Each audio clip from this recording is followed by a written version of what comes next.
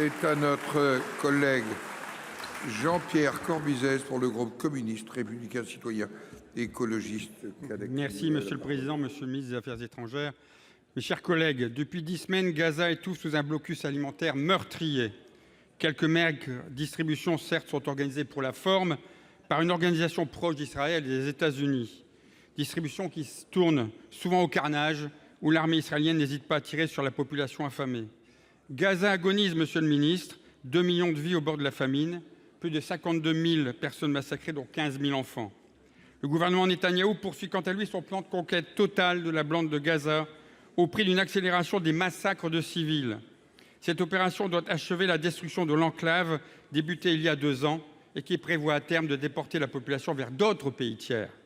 Pourtant, en 2024, la Cour internationale de justice a rendu 3 ordonnances dénonçant la situation à Gaza comme un génocide imminent.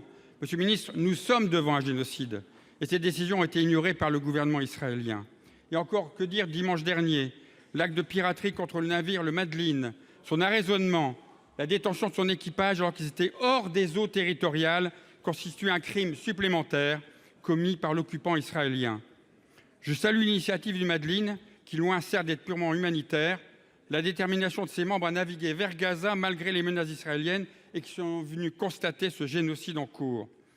Mes collègues moi-même appelons à élargir et à poursuivre les mouvements de solidarité pour briser le siège de Gaza, intensifier l'isolement de l'État israélien. Monsieur le ministre, face à cette horreur, que fait la France? Quand les otages français, dont une députée de la République, seront-ils libérés? Pourquoi le gouvernement français, alors que la justice ne peut pas le faire, n'a-t-elle pas exclu les exposants militaires israéliens du prochain salon du Bourget? Les bavardages, monsieur le ministre, doivent laisser place à une action ferme et résolue.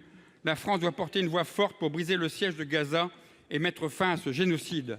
Nous ne pouvons plus détourner les yeux, monsieur le ministre. L'histoire jugera les nations complices par leur silence ou leur inaction.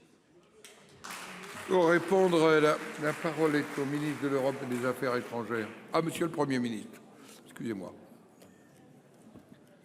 Merci, Monsieur le Président, Mesdames et Messieurs les sénateurs. Monsieur le sénateur, je vous réponds parce que je trouve inacceptable qu'un certain nombre de forces politiques utilisent pour les 3 ou 4 personnes qui sont aujourd'hui détenues depuis 2 jours en Israël, utilisent le mot otage.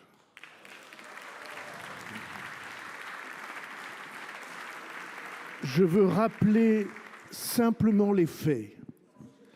Après l'arraisonnement de ce navire, les 6 Français qui étaient à bord se sont vus offrir le choix de rentrer dans notre pays à l'instant et un certain nombre d'entre eux l'ont refusé.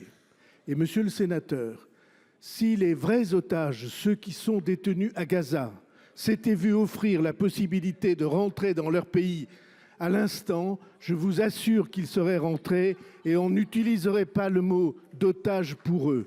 Je trouve inacceptable qu'on instrumentalise les choses de cette manière.